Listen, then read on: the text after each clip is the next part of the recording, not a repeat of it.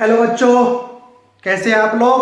आपका स्वागत है आपके online platform physics study by Rajiv sir. बच्चों, आज हम पढ़ेंगे अल्टरनेटिंग करंट अर्थात प्रत्यावर्ती धारा के इंपोर्टेंट न्यूमेरिकल्स का रिवीजन करेंगे। ठीक है, तो बच्चों आप उनको ध्यान से देखना और बीच में वीडियो को स्किप मत करना क्योंकि ये न्यूमेरिकल्स बहुत ही इंपॉर्टेंट है। तो देखते हैं आज का फर्स्ट न्यूमेरिकल्स।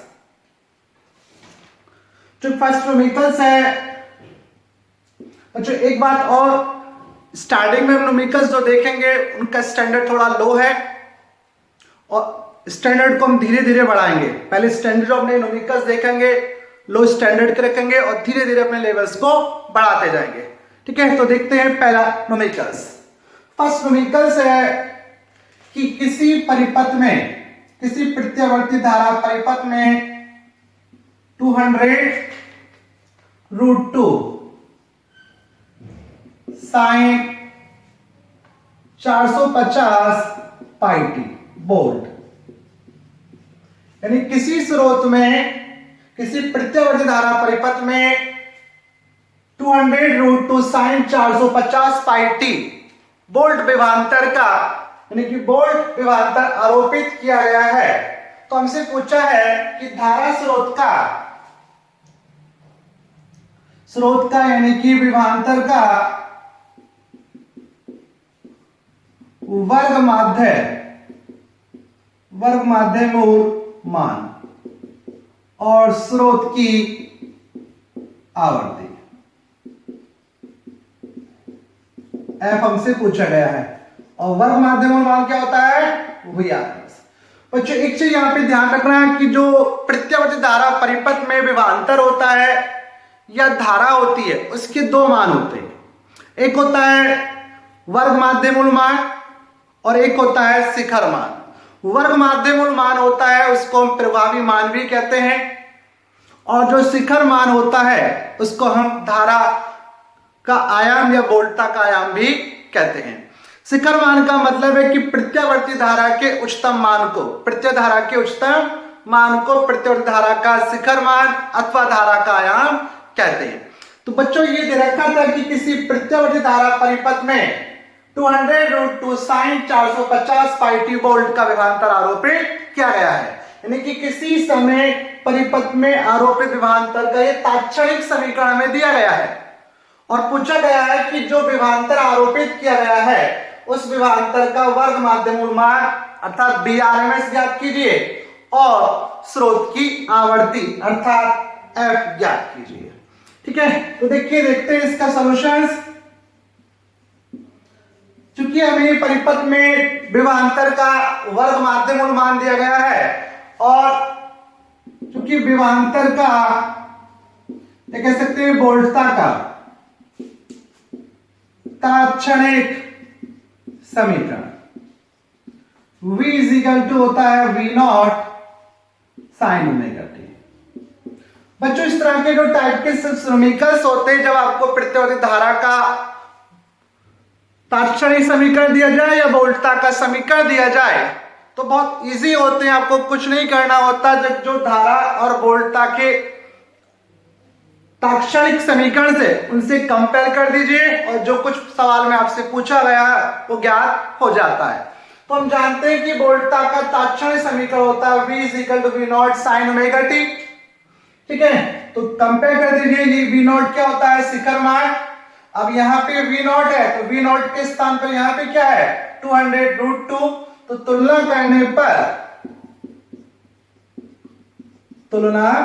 करने पर आ जाएगा V0 = 200√2। अब चूंकि VRMS हमसे पूछा गया है तो VRMS जानते हैं कि VRMS = होता है V0/√2। इसलिए VRMS हमें ज्ञात करना है। V0 कितना? 200√2/√2, √2 से √2 क्रॉस और VRMS इक्वल आया 200 वोल्ट। तो यह आ गया प्रत्यावर्ती धारा का, प्रत्यावर्ती वोल्टता का वर्ग माध्य मूल मान 200 वोल्ट। सेकंड पूछा स्रोत की आवर्ती। अब देखिए बच्चों, स्रोत की आवर्ती निकालने के लिए, स्रोत की आवर्ती ज्ञात करने के लिए यहाँ पे दो क्वेश्चंस पूछे जाते हैं। या तो आपसे स्रोत की आवर्ती पूछेगा या स्रोत का आवर्त काल पूछेगा। तो जब भी आपसे आवर्ती पूछी जाए या आवर्त काल पूछा जाए तो हम तुलना करेंगे ओमेगा से। ओमेगा क्या होता है? कोणीय वेग। अब यहाँ पे साइन ओमेगा टी है और इसको कंपेयर करें तो यहाँ पे ओमेगा के स्थान पे कितना है? 450 पाई। तो ओमेगा इज इक्वल टू आ जाएगा 450 पाई। और चूंकि हम जानते हैं ओमेगा इज इक्वल टू क्या होता है? 2 पाई एफ, इसलिए ओमेगा, इसलिए ये आ गया ओमेगा के स्थान पर 2 पाई एफ 450 पाई। पाई से पाई क्रॉस और F is equal to 450 upon 2। Divide कर दीजिए तो एकम 2 दूनी 4, 2 दूनी 4, 2 पंजे 10। तो एफ इज इक्वल टू आया 225 हर्ट्ज। ठीक है, तो ये हो गए स्रोत की आवृत्ति। ठीक है, स्क्रीनशॉट लीजिए, फिर देखते हैं नेक्स्ट समीकरण।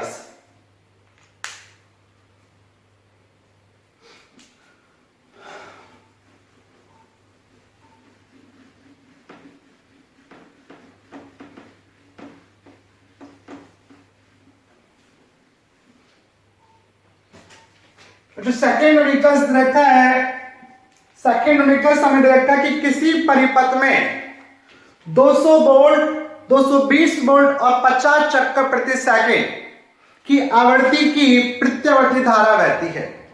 ठीक है, यानी कि परिपथ में आरोपित स्रोत की वोल्टता V इज इक्वल टू है 220 वोल्ट और आवृत्ति दी गई है 50 चक्कर प्रति सेकंड। यानी कि किसी परिपथ में आरोपित प्रत्यावर्ती स्रोत की वोल्टता 220 वोल्ट और आवृत्ति दे रखी है 50 चक्कर प्रति सेकंड। तो पूछा गया है कि वोल्टता का मान शून्य से लेकर किस उच्चतम मान तक परिवर्तित होता है। ठीक है, यानी कि वोल्टता का मान शून्य से लेकर किस उच्चतम मान तक परिवर्तित होता है। बच्चों एक चीज यहां पे ध्यान रखना है, हमें ये रखा था कि परिपथ में आरोपित प्रत्यावर्ती स्रोत की वोल्टता V बराबर 220 वोल्ट। एक चीज ध्यान रखना है कि ये जो धारा या वोल्टता का वर्ग माध्य मूल मान होता है उसी को प्रभावी मान कहते हैं। तो जब आपको क्वेश्चन में ये दिया जाए कि किसी परिपथ में इतनी वोल्टता आरोपित की गई है या किसी घर में इतनी वोल्टता की सप्लाई की जा रही है, तो वास्तव में वो वोल्टता का जो वर्ग माध्य मूल मान होता है, कौन सा मान होता है? वर्ग माध्य मूल मान होता है, क्योंकि इसी को हम क्या कहते हैं? प्रभावी मान। तो वास्तव में आरोपित स्रोत की वोल्टता है, वास्तव में विभवांतर का कौन सी वैल्यू है? वर्ग माध्य मूल मान, यानी कि VRMS है।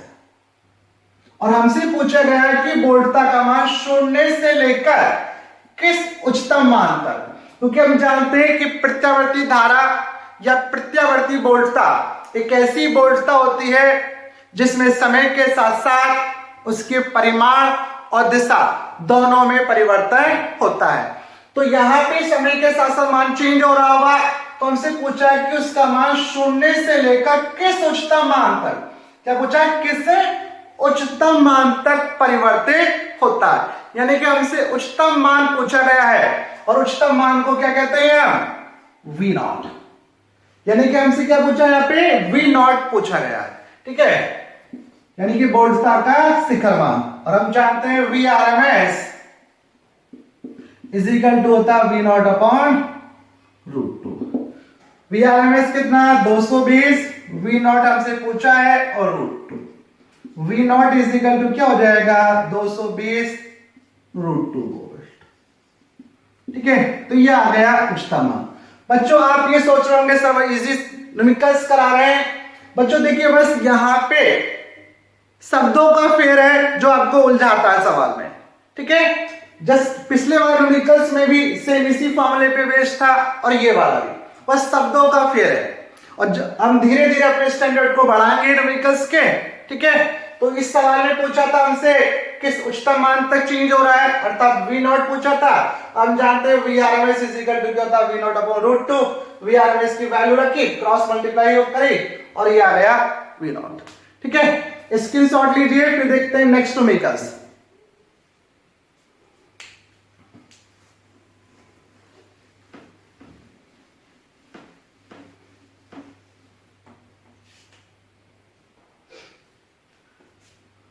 नेक्स्ट न्यूमेरिकल्स दे रखा है कि किसी प्रत्यावर्ती धारा में धारा का शिखर मान, धारा का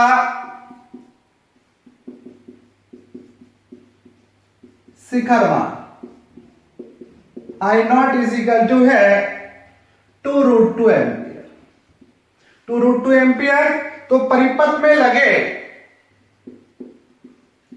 अमीटर का पाठ्यांक पूछा गया है। यानी कि एक प्रत्यावर्ती धारा परिपथ में प्रवाहित धारा का शिखर मान दे रखा है 2√2 एम्पियर। तो परिपथ में लगे अमीटर का पाठ्यांक हमें ज्ञात करना है।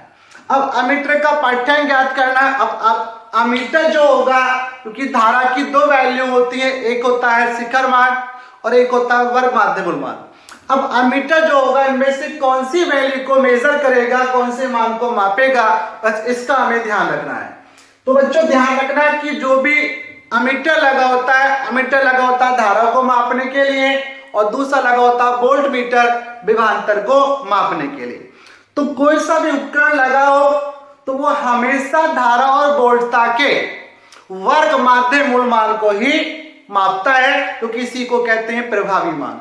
तो जब भी आपसे अमीटर का वोल्ट मीटर का पाठ्यांक पूछा जाए तो हमेशा हमें वर्ग माध्य मूल मान ही ज्ञात करना है। तो यहां पर अमीटर का पाठ्यांक का मतलब ये कौन सी वैल्यू को रीड करेगा, धारा के वर्ग माध्य मूल मान को रीड करेगा। तो हमें क्या निकालना है, आईआरएमएस ज्ञात कर। अब कुछ नहीं है, तो देखिए क्योंकि हम जानते हैं आईआरएमएस इज इक्वल टू होता है आई नॉट अपॉन √2, ठीक है। इसलिए IRMS equal to I nought कितना है 2√2 अपॉन √2 से √2 क्रॉस और आईआरएमएस इक्वल टू आ गया 2 एम्पियर और ये आया अमीटर का पाठ्यांक। यानी अमीटर का जो पाठ्यांक होगा, अमीटर की जो रीडिंग होगी वो 2 एम्पियर ही होगी, ठीक। तो देखते हैं नेक्स्ट न्यूमेरिकल्स। अब देखिए नेक्स्ट न्यूमेरिकल्स। अब बच्चों स्टैंडर्ड बढ़ेगा। नेक्स्ट न्यूमेरिकल्स हमें दिया गया है कि किसी परिपथ में, किसी प्रत्यावर्ती धारा परिपथ में I बराबर 3.5 sign 628t plus 30 degree ampere की धारा प्रवाहित हो रही है और आरोपित वोल्टता है V बराबर 8 और 28 sign 628t minus 30 degree volt. तो हमसे पूछा है ज्ञात कीजिए फर्स्ट धारा का शिखर मान आई नॉट, सेकंड पूछा है वर्ग माध्य मूल मान आईआरएमएस, थर्ड पूछा है आवर्तकाल कैपिटल टी और फोर्थ पूछा है धारा व वोल्टता के मध्य कालांतर 5 हमसे पूछा गया है। तो देखते हैं बच्चों इसका सॉल्यूशंस।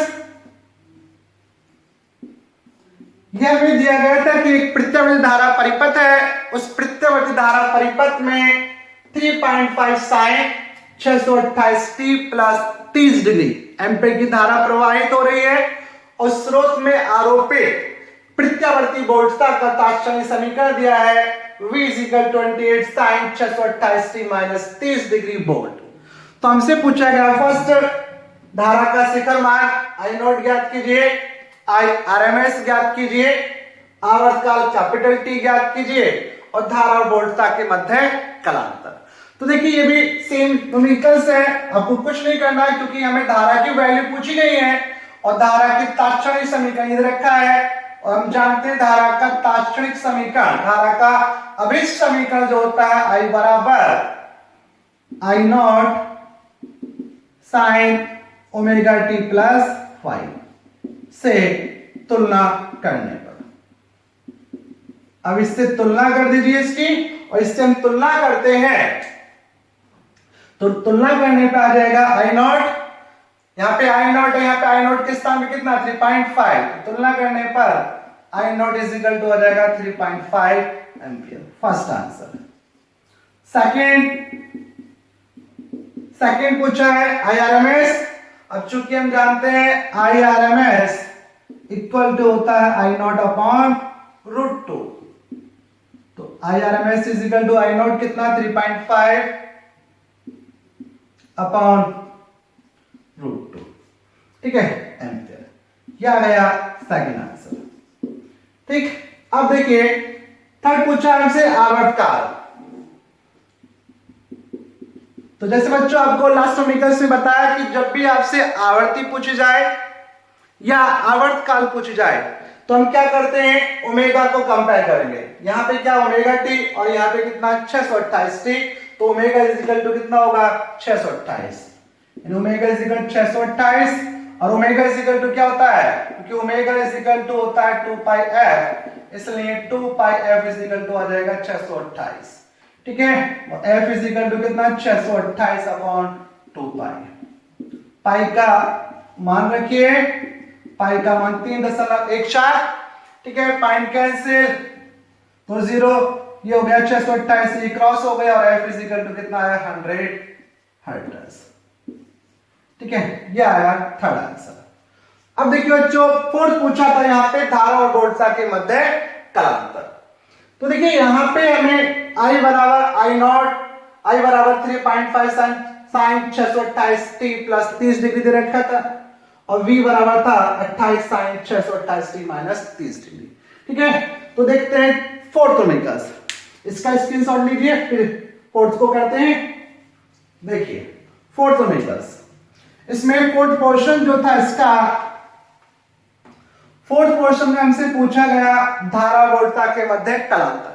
तो पहले समझिए कला क्या होती है बच्चों। कला एक ऐसी भौतिक राशि होती है जो किसी भी समय पर प्रत्यावर्ती धारा के मान और उसकी दिशा को व्यक्त करती है, क्योंकि प्रत्यावर्ती धारा वोल्टता एक ऐसी वोल्टता या धारा होती है जिसमें समय के साथ साथ उसके परिमाण और दिशा दोनों में परिवर्तन होता है। तो किसी समय पर धारा की वैल्यू को हम कैसे ज्ञात करेंगे, कैसे उसकी दिशा को बताएंगे कि पॉजिटिव है नेगेटिव है, ये सब कला के आधार पे बताई जाती है। और कला वास्तव में क्या होता है, एक कोण होता है, यानी कि ये जो पूरा होती है ये साइन, ये कला कहलाती है। सेम ये भी क्या कहलाती है, कला। तो हमसे धारा और वोल्टता के मध्य कलांतर पूछा था, तो आप पहले धारा की कला निकाल लो। तो धारा की कला जो साइन ओमेगा टी होता है, तो आप कंपेयर कीजिए धारा की कला 5 कितने 628 टी प्लस 30 डिग्री। इसी प्रकार से वोल्टता की कला निकालिए 5 कितना 628 टी माइनस 30 डिग्री। और हमसे पूछा था धारा वोल्टता के मध्य कलांतर, तो देखिए आता है कलांतर, और कलांतर यानी कि डेल्टा फाई कलांतर होता है कलाओं में अंतर। तो डेल्टा फाई हो जाएगा 5 माइनस 5 कितना 628 टी प्लस 30 डिग्री और माइनस 5 कितना 628 टी माइनस 30 डिग्री, ठीक है। सॉल्व करते हैं इसको आगे। तो देखिए ये आ जाएगा delta phi 628 T plus 30 degree, minus से अंदर के साइन चेंज हो जाएंगे, माइनस 628 टी प्लस 30 डिग्री। इससे ये कैंसिल आउट और delta phi is equal to आया 30 डिग्री, सॉरी 30 और 30 कितना 60 डिग्री, कितना आ गया 60 डिग्री। तो ये आ गया धारा और वोल्टता के मध्य कलांतर। ठीक है, कलांतर मतलब होता है कलाओं का अंतर। तो हमने कुछ नहीं करा, धारा की कला निकाल ली, वोल्टता की कला। कला क्या होता है, वास्तव में कोण होता है, साइन का कोण होगा, वही क्या कहलाती है कला। तो ये धारा की कला आ गई, ये वोल्टता की कला, कलांतर पूछा था, और कलांतर में कलाओं का अंतर, ये हमने माइनस कर दिया और ये आ गया कलांतर 60 डिग्री। ठीक, देखते हैं नेक्स्ट समीकरण, इसको रेस करते हैं पहले।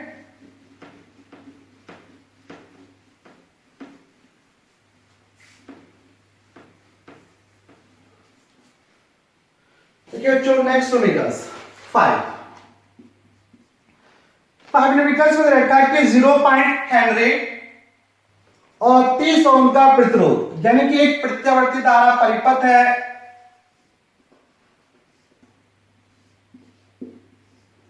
उसमें एक प्रेरक कुंडली लगी है जिसका प्रेरक 0.1 हेनरी है, और एक प्रतिरोध लगा है जिसका मान दे रखा है 30 ओम। और इस परिपथ में आरोपित स्रोत की वोल्टता V = 10 sin 400t। तो हमें ज्ञात करना है, पूछा गया है फर्स्ट प्रेरण प्रतिघात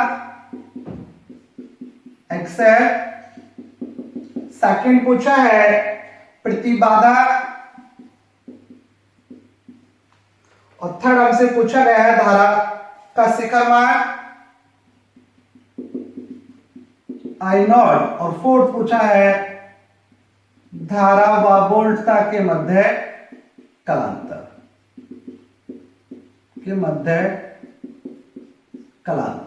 यानी कि 5। देखिए इधर एक था कि किसी प्रत्यावर्ती धारा परिपथ में 0.1 हेनरी के प्रेरक और 30 ओम के प्रतिरोध को श्रेणी क्रम में जोड़ा गया है, और इस परिपथ में 10 sin 400t वोल्ट के प्रत्यावर्ती स्रोत को जोड़ा गया है। तो पूछा है कि प्रेरण प्रतिघात ज्ञात कीजिए, प्रतिबाधा ज्ञात कीजिए, I0 ज्ञात कीजिए, धारा का शिखर मान और धारा वोल्टता के मध्य कलांतर 5 ज्ञात कीजिए। तो देखिए फर्स्ट समीकरण, बच्चों सबसे पहले इसको सॉल्व करने के लिए हम यहां पे क्या करेंगे, क्योंकि हमें स्रोत की वोल्टता दी गई है V बराबर 10 sin 400t। तो आप जानते हैं वोल्टता का जो तात्क्षणिक समीकरण होता है, प्रत्यावर्ती वोल्टता का तात्क्षणिक समीकरण V = होता है V0 sin ωt से कंपेयर कर लीजिए, इसको से तुलना करने पर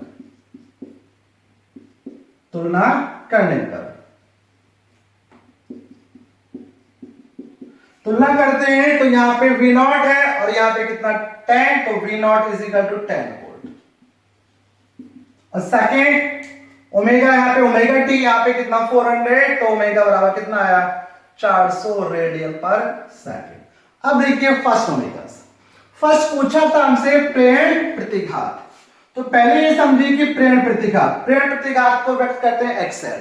देखिए प्रेरण प्रतिघात क्या होता है, जैसे आपने पढ़ा होगा कि धारा जो डीसी करंट होता है, दिश धारा होती है, उसके मार्ग में केवल परिपथ का जो प्रतिरोध होता है, चालक का जो प्रतिरोध होता है, केवल वही रुकावट उत्पन्न करता है। लेकिन प्रत्यावर्ती धारा परिपथ में प्रत्यावर्ती धारा के मार्ग में कुंडली का प्रेरकत्व संधारित होता है, तो संधारित की धारिता भी बाधा उत्पन्न करती है। तो प्रेरण प्रतिघात का मतलब है कि यानी कि प्रेरण कुंडली के प्रेरकत्व द्वारा प्रत्यावर्ती धारा के मार्ग में उत्पन्न बाधा को, उत्पन्न रुकावट को प्रेरणिक प्रतिघात कहते हैं। ठीक है, तो ये प्रेरणिक प्रतिघात हमसे पूछी थी, और प्रेरणिक प्रतिघात होती है XL = ωL। सब कुछ दिया गया है। ओमेगा कितना 400 और एल कितना 0.1, तो एक्सएल इज इक्वल टू आया कितना 40। अब बच्चों एक चीज ध्यान रखना कि प्रत्यावर्ती धारा के मार्ग में कोई भी बाधा उत्पन्न कर रहा, कोई भी अवयव रुकावट उत्पन्न कर रहा है, सभी का मात्रक क्या होता है ओम। तो एक्सएल का मात्रक भी क्या होता है ओम। सेकंड पूछिए प्रतिबाधा। प्रतिबाधा को व्यक्त करते हैं किससे हम जेड से। अब प्रतिबाधा क्या होती है, क्योंकि प्रत्यावर्ती धारा के मार्ग में परिपथ का ओमीय प्रतिरोधी बाधा उत्पन्न करता है, प्रेरक कुंडली का प्रेरकत्व भी बाधा उत्पन्न करता है और संधारित्र की धारिता। और जब किसी परिपथ में धारा का विरोध करने वाले एक से अधिक कारक लगे होते हैं तो धारा के मार्ग में उत्पन्न कुल रुकावट को परिपथ की प्रतिबाधा कहते हैं। अब ये जो परिपथ था इसमें दो अवयव लगे थे, एक एल लगा था और एक आर लगा था, अर्थात ये एलआर परिपथ है। और एलआर परिपथ में परिपथ की जो प्रतिबाधा होती है, बच्चों देखिए जो फार्मूले होते हैं आपको सिंपल फार्मूले को ध्यान रखना है कि किस कंडीशन में कौन सा फार्मूला अप्लाई होना है। न्यूमेरिकल्स इजी है, बस फार्मूले का आपको ध्यान रखना है। और एलआर परिपथ में प्रतिबाधा होती है under root R square plus XL का स्क्वायर। ठीक है, तो आर दे रखा था 30 और ये 40 का स्क्वायर, सॉल्व करा ये 900 हो गया और ये 1600, तो कितना हुआ ये 2500। रूट निकाल दीजिए, 2500 का कितना रहेगा, 25 का 5 आया और 100 का 10 आया, 50 यस। ठीक, अब देखिए इन परिपथ को आप परिपथ के फार्मूले को आप कैसे ध्यान रख सकते हैं। इसका ध्यान रखने का सिंपल फार्मूला है, केवल आप एलआर परिपथ के फार्मूले ध्यान रखिए। जैसे एलआर परिपथ की प्रतिबाधा होती है Z बराबर R square XL minus XC का होल स्क्वायर। अब दो अवयव वाले फार्मूले कैसे याद रखेंगे, इसमें से जो गायब है परिपथ में उस फार्मूले में से गायब कर दीजिए। सी नहीं था, सी यहां से हटा दिया हमने, तो केवल ये बचा। थर्ड पूछा हमसे आई नॉट। अब देखिए आई नॉट कैसे निकालेंगे, चूंकि Z प्रतिबाधा आ गई तो हम जानते हैं Z इज इक्वल टू होता है V अपॉन आई नॉट। बच्चों इस फार्मूले को यूज करते समय आपको एक चीज ध्यान रखनी है, इस फार्मूले में जैसे आपने डीसी सर्किट में पढ़ा होगा कि V अपॉन आई बराबर क्या होता है R, लेकिन यहां पे फार्मूले को ध्यान रखने के लिए आप इसको इस प्रकार से याद रखिए कि V अपॉन आई बराबर क्या होता है रुकावट, यानी कि धारा के मार्ग में उत्पन्न बाधा। और यहां पे रुकावट कौन थी Z, इसलिए यही फार्मूला बन जाएगा Z is equal to V naught upon I naught. एक चीज ध्यान और रखनी है, अगर एक का हम शिखर मान यूज कर रहे हैं, वोल्टता का शिखर मान यूज कर रहे हैं, धारा का भी आपको वोल्ट शिखर मान ही यूज करना है। तो Z कितना 50, V नॉट था कितना 10 और I नॉट आपसे पूछा गया था, तो 0 से 0 कैंसिल और I not is equal to 1/5 divide कर दीजिए, 5 दूनी 10, 0.2 एम्पीयर। तो ये आ गया धारा का शिखर मान। फोर्थ पूछा है कलांतर। अब देखिए कलांतर, क्योंकि एलआर परिपथ है और एलआर परिपथ में कलांतर tan phi, फिर वही देखिए आपको केवल एलसीआर परिपथ के फार्मूले ध्यान रखने, उसी से सारे फार्मूले आ जाते हैं। और एलसीआर परिपथ में कलांतर tan phi is equal to होता है XL minus XC upon R. C नहीं था यहाँ पे तो सी को यहां से हटाइए और tan phi is equal to हो जाएगा एक्सएल अपॉन आर। तो tan phi एक्सएल कितना आया, एक्सएल था 40 और आर 30, कैंसिल हुआ और tan phi is equal to हो गया 4/3 और phi is equal to tan inverse 4/3। तो यह आया धारा वोल्टता के मध्य कलांतर। ठीक है, स्क्रीनशॉट लीजिए। ठीक है बच्चों, बस आज इतना ही रहने देखते हैं। इस जो आर्टिकल्स न्यूमेरिकल्स चल रहे थे आपके अल्टरनेटिंग करंट के, ये फर्स्ट पार्ट था, सेकंड पार्ट जल्दी आपको अपलोड कर दिया जाएगा। बच्चों अगर आपको लेक्चर पसंद आया हो तो प्लीज वीडियो को लाइक करना और वीडियो को अपने फ्रेंड के साथ शेयर करना और मेरे चैनल को सब्सक्राइब करना। थैंक यू, धन्यवाद।